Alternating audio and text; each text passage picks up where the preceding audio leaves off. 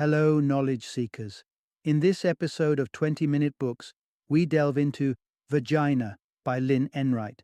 Published in 2019, this enlightening book takes a critical and educational look at the female sexual organs, seeking to dispel common myths and ignorance. Through thorough examination, Enright exposes how cultural, educational, and economic forces have long impacted the understanding of women's sexual health. From tackling the myth of the hymen to addressing the challenges associated with menstruation under societal norms, Vagina is a candid exploration of the subjects often left out of mainstream discussions. The book stands as a transformative read for those aiming to acquire a comprehensive understanding of women's reproductive systems and offers implications for broader sexual education reform. Lynn Enright, an accomplished Irish-born journalist now based in London, draws on her extensive experience with notable publications such as Vogue, The Guardian, and the Financial Times to create a narrative that is both accessible and authoritative. Vagina is an essential read for anyone possessing a vagina, those aiming to foster a greater understanding of women's sexual health, and readers interested in the impact of comprehensive, positive sex education on society. Join us as we uncover the often overlooked aspects of sexual health, guided by Enright's expert insights.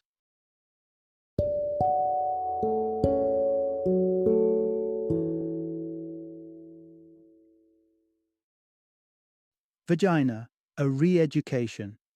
Introduction. Revisiting the basics. Understanding the oft misunderstood female anatomy. Many people, almost half the world's population, are equipped with female anatomy. Yet, there's a surprising fog of confusion and misinformation surrounding this part of the body.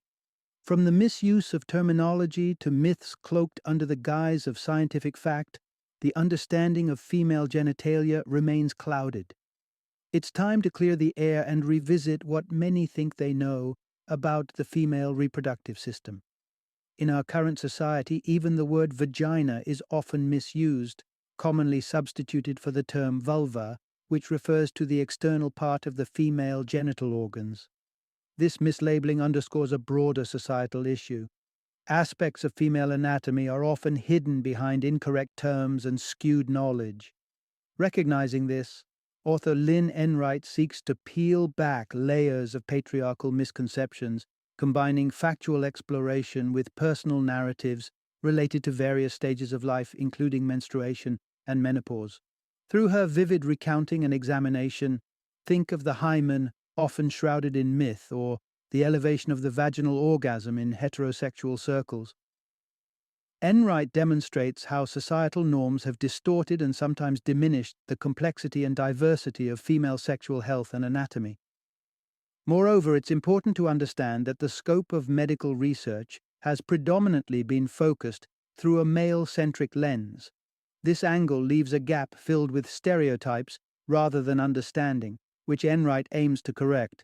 By reintroducing listeners to the female anatomy, she not only clarifies misconceptions, but also fosters a conversation intended to reclaim knowledge and demystify the female body. These discussions, while enriched with scientific insight, also offer a cautionary note. They deal with sensitive topics, including sexual health and violence. Such honesty is valuable and necessary, aiming to empower women by educating everyone about the true nature and care of the female body. In summary, this exploration serves as a crucial step towards understanding and respecting the nuances of female anatomy and its overseen complexities in medical and societal contexts. Through this narrative, listeners are invited to reconsider what they thought they knew, replacing myths with facts and silence with informed discussions. Part 1. The urgent need for reform in sex education worldwide. Historically, possessing knowledge about female reproductive health was almost revolutionary. Consider the Middle Ages, when thousands of women, many of whom were midwives and healers, were executed during the witch trials in Europe and America. Their crime?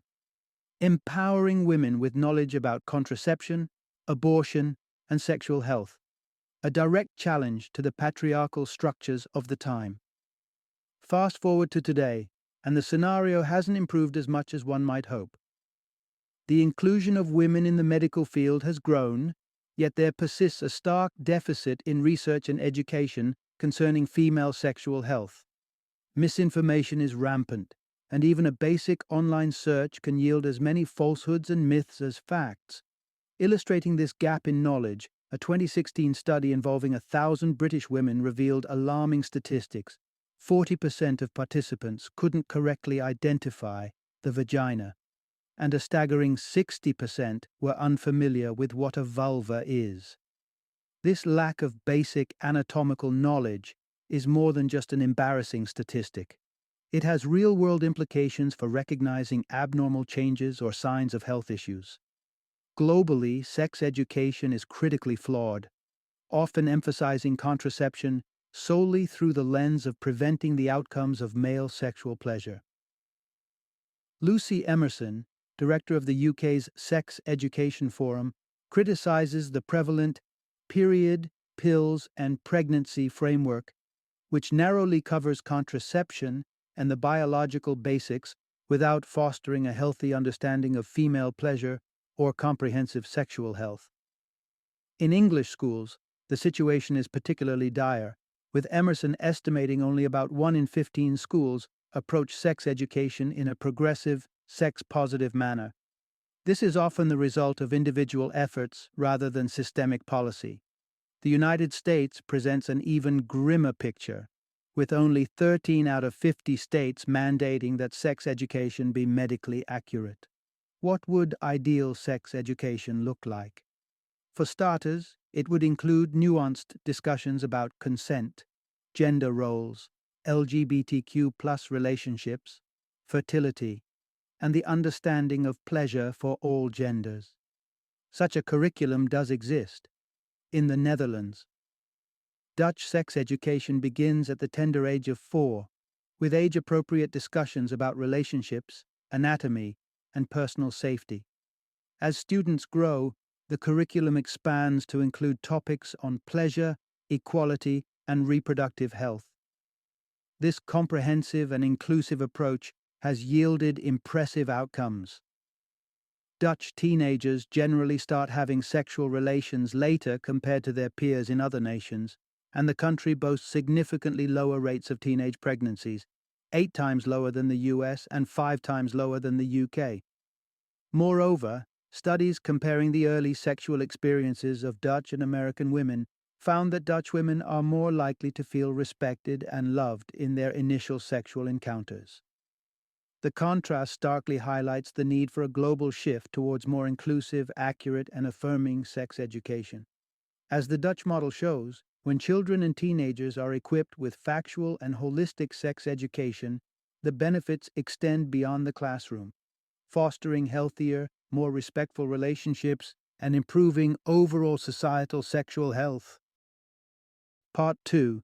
Demystifying the female anatomy to counter health myths and misinformation. In a world where the terms used to describe female anatomy are often misunderstood or misused, it's critical to start with the basics. What most refer to as the vagina is indeed the vulva, which includes several distinct parts: the clitoris, the mons pubis, both the inner and outer labia, and the openings of the vagina and urethra. This general unfamiliarity with the correct terminology and anatomy can lead to broader misconceptions about women's health and sexuality. The author herself confesses to previously using vagina generically before realizing that such terminology might inadvertently diminish the full scope of female sexual anatomy to merely a whole, echoing feminist psychologist Harriet Lerner's critique of what she termed psychic genital mutilation. This misunderstanding isn't trivial. It represents a broader issue of misinformation in our society about female anatomy. Educating ourselves about the structures of the vulva can be an empowering first step.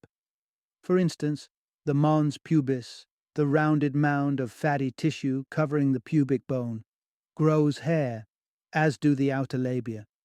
In contrast, the inner labia, covered in mucous membrane, are typically hairless and may be asymmetrical, a natural variation that a 2018 Swiss study confirms is normal, yet many women feel self-conscious about. Moving past the vulva, the vagina itself, often misrepresented merely as a passive receptacle or hole, is an active muscular tube that is capable of significant expansion. It houses the Bartholin's glands, which release fluid during sexual arousal, and the Skene's glands near the urethral opening, from which some women may ejaculate. Internally, the female reproductive anatomy continues with the uterus, or womb, which is roughly the size of a pear in its unstimulated state. The uterus features muscular walls designed to expand during pregnancy and contract during labor. Nested within the lower portion of the uterus is the cervix, which allows for the passage of menstrual blood and the dilation necessary for childbirth. Adjacent to the uterus are the ovaries, almond-sized organs that not only release eggs but also produce hormones that regulate the menstrual cycle. Understanding these components and their functions is crucial, not just for sexual health, but for overall bodily autonomy and health literacy. Disentangling the intricate details of the female reproductive system from the myths that surround them is more than educational. It's a necessary step toward empowering individuals to make informed decisions about their health and bodies. By embracing a more accurate and respectful dialogue about female anatomy, society can move towards a more inclusive and informed perspective on women's health. Part 3. Debunking myths around the hymen and its impact on female autonomy. For too long, the hymen has been shrouded in myth, often used as a measure of a woman's purity or virtue. This misrepresentation significantly affects female empowerment and autonomy, as seen through the author's own distressing experience. As a young woman in Ireland, a country with deeply rooted Catholic values and strict views on female sexuality, she struggled with basic knowledge about her own body. This lack of understanding took a traumatic turn when, at 19, she survived a sexual assault that left her with long-lasting psychological scars and unanswered questions about her anatomy. The hymen is often envisioned as a definitive barrier at the vaginal opening, a misconception that continues to perpetuate harmful stereotypes about female virginity and purity. Contrary to popular belief, the hymen is not a solid membrane that covers the vaginal opening completely. It is instead composed of thin, stretchy tissue that typically forms a crescent shape around the vaginal opening, although its appearance can vary widely among individuals. Some hymens may form a ring, while others have a thicker membrane, known as an imperforate hymen, which can indeed block the vaginal opening and might require medical intervention. It's crucial to note that some women may not have a hymen at all, further debunking the myth of the hymen as a universal physical marker of virginity. This misunderstanding has dire consequences. In many cultures, the state of a woman's hymen has been erroneously linked to her moral and social value. The expectation for women to bleed during their first sexual intercourse, a supposed proof of virginity, can lead to severe social repercussions if not met. Women who do not conform to this expectation can face ostracism, violence, or even death. Such is the level of desperation that women resort to purchasing fake hymens filled with dye or animal blood to simulate bleeding during intercourse. Furthermore, some undergo surgical procedures to reconstruct their hymen to conform to societal expectations of bleeding during post-marital intercourse.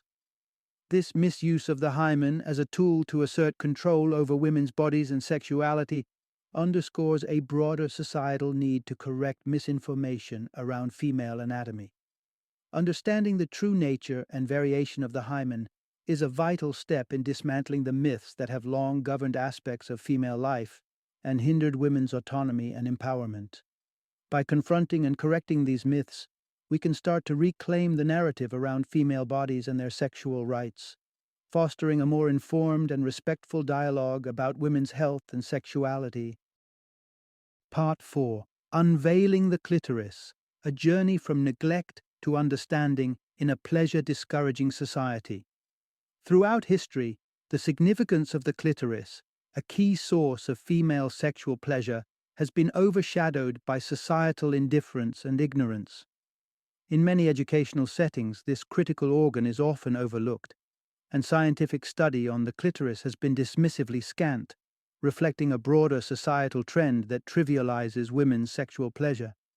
Remarkably, it wasn't until the 17th century that the clitoris was given its scientific designation, and even then, its anatomy wasn't precisely mapped until nearly 2 centuries later. These illustrations revealed not just the external glans and hood, but also the internal shaft and the crura, which are leg-like structures extending beneath the vulva's tissue. A pivotal moment in the understanding of the clitoris occurred in 1993 with the work of Australia's first female urologist, Helen O'Connell. Her research revealed that the clitoris is far more extensive than previously acknowledged. O'Connell's deep dive into the anatomy of the clitoris was inspired by a disparity she noticed in medical practice.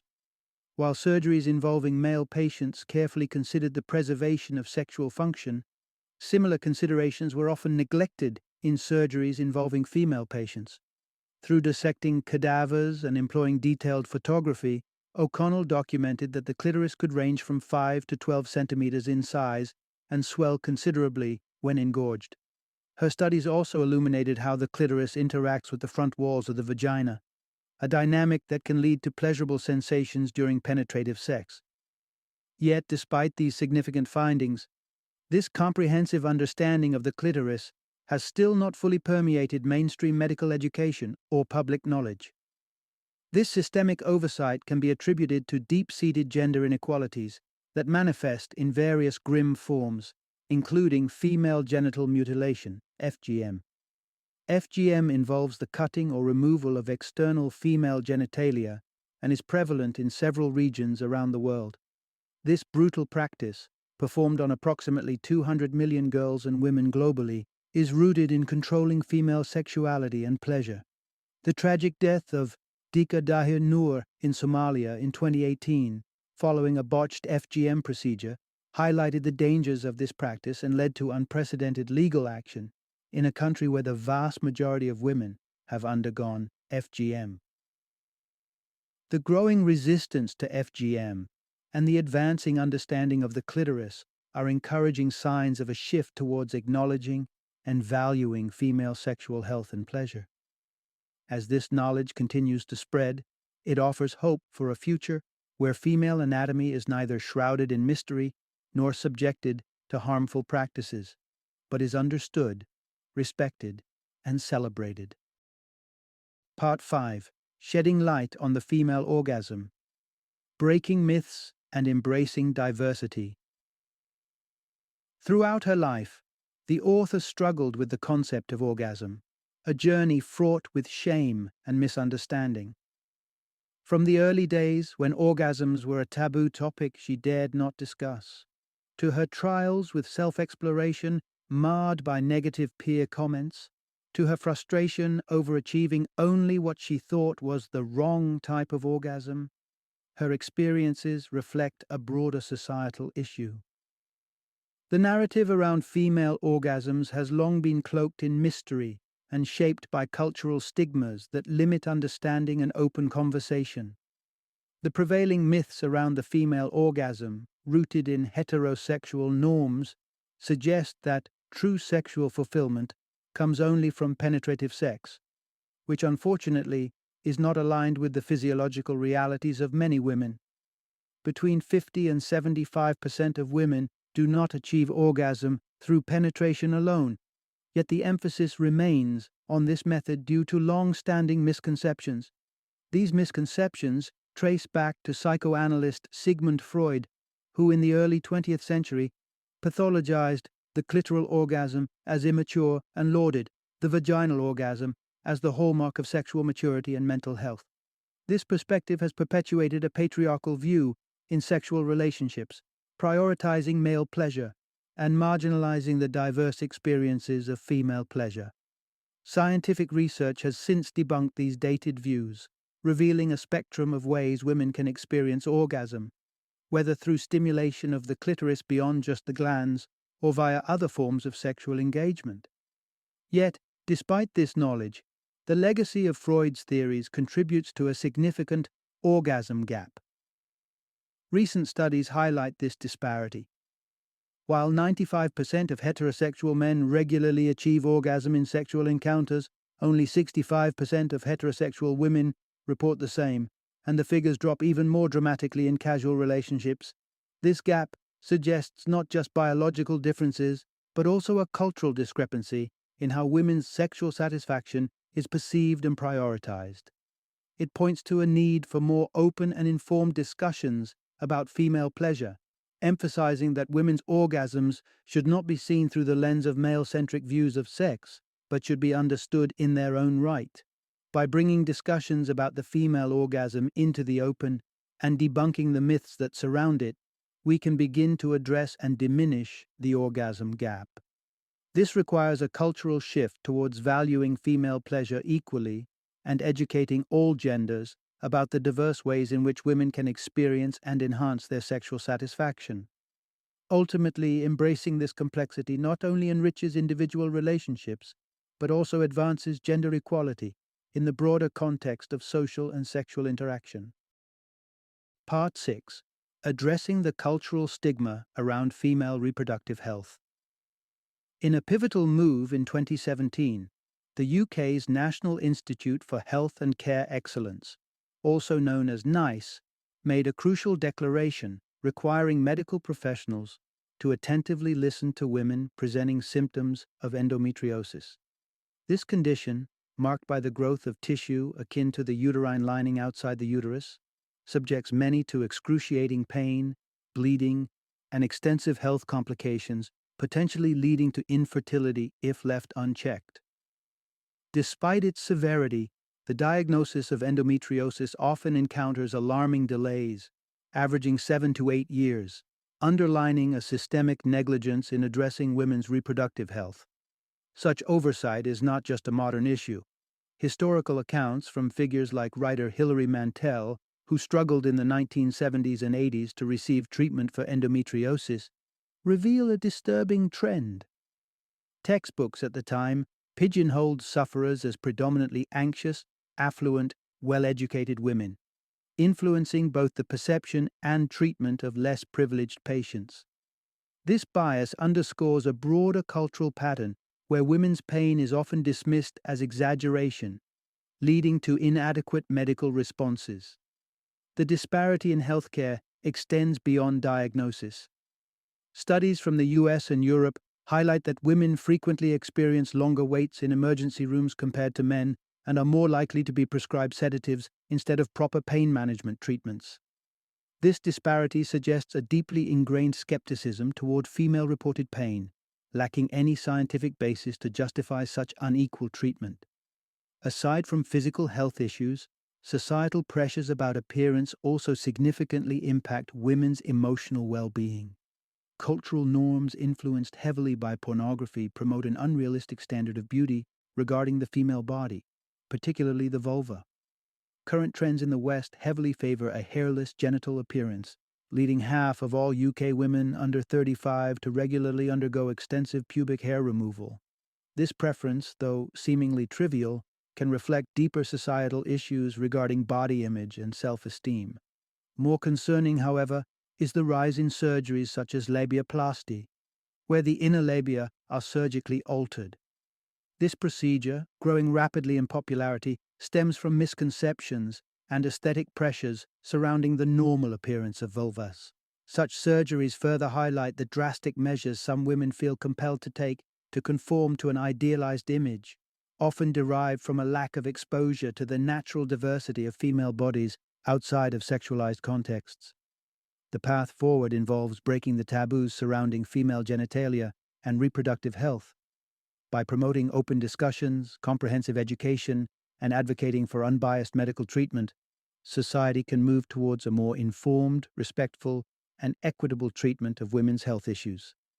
Understanding and addressing these deeply rooted cultural and medical biases are essential steps in correcting misconceptions and ensuring that women's health issues are taken as seriously as they undoubtedly should be. Part 7. Breaking the Silence. How addressing period stigma can transform lives. Menstruation, a natural biological process, remains a source of unnecessary trauma for millions around the world. Shockingly, in 2017, 1 out of 4 girls in the UK reported feeling utterly unprepared for their first period, with 1 in 7 unable to understand what was happening to their bodies. Beyond the biological discomfort, menstruation symbolizes a rite of passage that thrusts girls into a realm filled with deep-seated gender roles and societal expectations, accentuating the emotional and psychological impacts.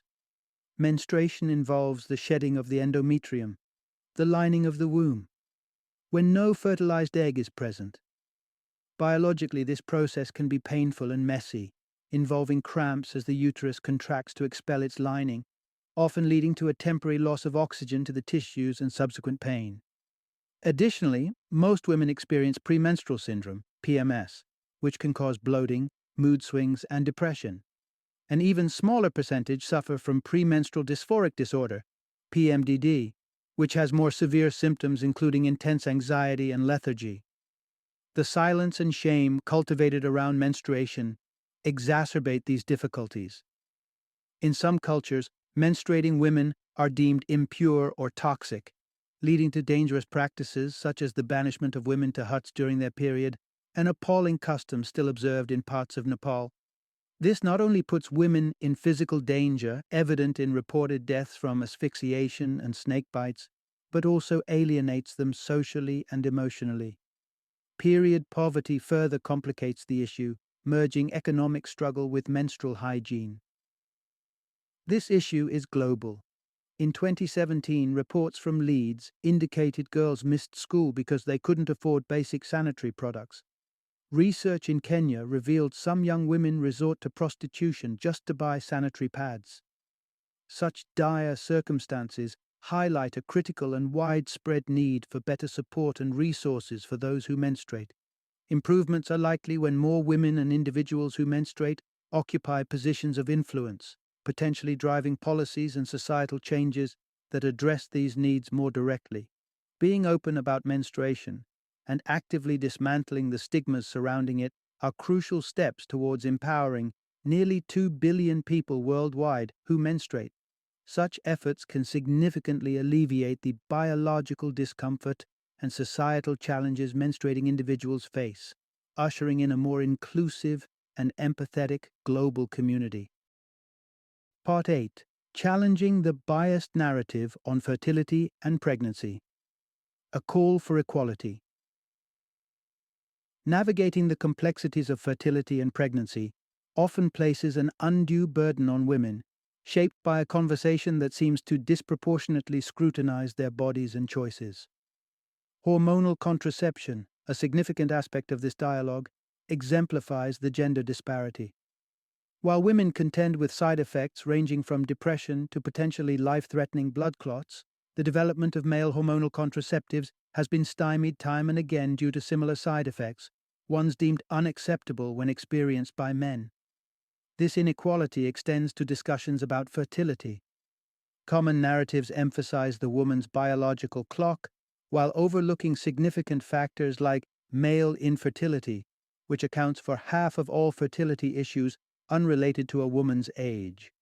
Issues like declining sperm count and other male reproductive challenges are seldom highlighted, reflecting a societal discomfort with undermining traditional perceptions of male potency. The dialogue surrounding pregnancy and childbirth is similarly narrow. The standardization of pregnancy experiences conceals the profound variability among individuals. It was only through personal anecdotes from friends that the author came to understand the diverse realities of pregnancy and childbirth, which can range dramatically in their physical and emotional impacts. One stark example of where more awareness is needed is the practice of episiotomy, an incision made in the perineum during labor. While sometimes necessary, this procedure is often performed without the explicit consent of the person giving birth, pointing to a broader issue of autonomy in childbirth. Having a birth plan can be a significant step toward reclaiming this autonomy. Such a plan allows individuals, whether women, trans, or non-binary, to articulate their needs and preferences during labor, fostering a sense of empowerment and ensuring their voices are heard in critical moments. To reshape the discussion on fertility and pregnancy, it's essential to advocate for a more inclusive and equitable dialogue that respects and acknowledges the experiences of all individuals involved, not just women. By broadening the narrative to include men's roles and diverse experiences of pregnancy, and by ensuring that practices like episiotomies involve informed consent, society can make strides toward a more just and understanding approach to reproductive health. This shift in conversation can translate into policies and practices that align more closely with the needs and rights of everyone, leading to better health outcomes and a deeper mutual respect. Part 9. Expanding the dialogue. Ensuring inclusivity in discussions on sexual health. Menopause, often only whispered about in corners or reluctantly discussed in medical offices, represents a significant life transition for many and can be particularly challenging. A revealing study discovered that a quarter of women have contemplated resigning from their jobs due to the severity of menopausal symptoms. This not only underscores the intense physical and psychological impacts of menopause, but also highlights a broader societal issue: the insufficient support and understanding surrounding women's health, especially as they age. Menopause, defined technically as the cessation of menstruation for 12 consecutive months, signals more than just the end of fertility. It involves complex hormonal changes that can significantly impact a person's quality of life. Symptoms can include everything from hot flashes and insomnia to anxiety and significant changes in mood and libido, affecting every aspect of life. But discussing menopause and broader aspects of sexual health must not stop with cisgender women. It is crucial that conversations also encompass the experiences of transgender individuals who deal with unique challenges related to sexual health and hormonal changes, whether or not they choose to undergo medical transitions. It's a profound misunderstanding to assume all trans people aim for full gender confirmation surgery. Choices regarding medical transitions are intensely personal and varied, with significant implications for mental and physical health. Moreover, there's a broader need to recognize and validate the experiences of all people with vaginas, whether they are cisgender, transgender, or non-binary. This includes being attentive to how different treatments, symptoms, and societal interactions influence their daily lives and well-being. The silence many endure concerning menopausal symptoms, exacerbated by societal stigmas and a lack of proper medical attention, mirrors the broader invisibility felt by many in the trans community. This overlap highlights a shared struggle for recognition and sensitivity within healthcare and societal discourse. To truly advance, our conversations about sexual and reproductive health must break free from restrictive gender norms and acknowledge the full spectrum of human experiences. In doing so, we can foster a more inclusive, empathetic, and supportive environment that uplifts and acknowledges everyone, regardless of how they identify or are perceived by society. Breaking down these barriers and expanding our understanding is not just about medical accuracy, it's about enriching the fabric of our communities and ensuring that everyone feels seen, supported, and understood in every phase of their life. Final summary.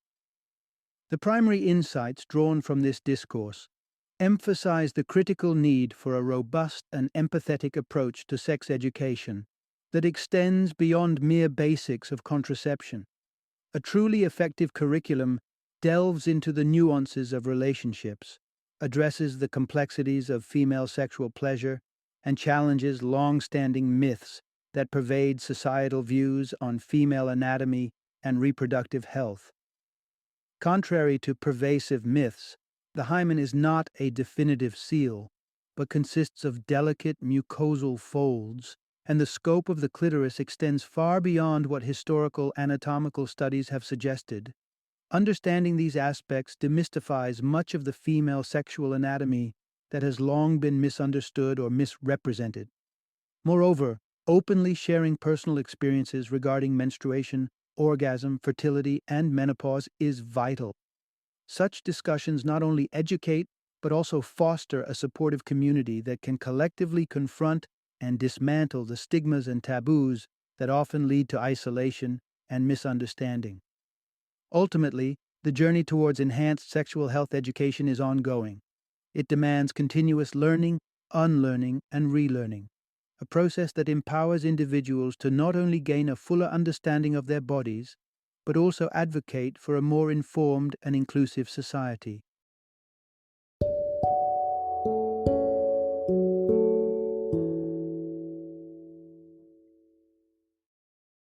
Thank you for joining me today on this journey of learning and discovery as we explored the insights of another thought-provoking book in our growing library of knowledge. If you've enjoyed our time together, please take a moment to follow our podcast, give us a 5-star rating, and share 20-minute books with other knowledge seekers. Your support truly means a lot. Don't forget to join me again in the next episode, where we will delve into another enriching book. Until then, happy reading and happy listening.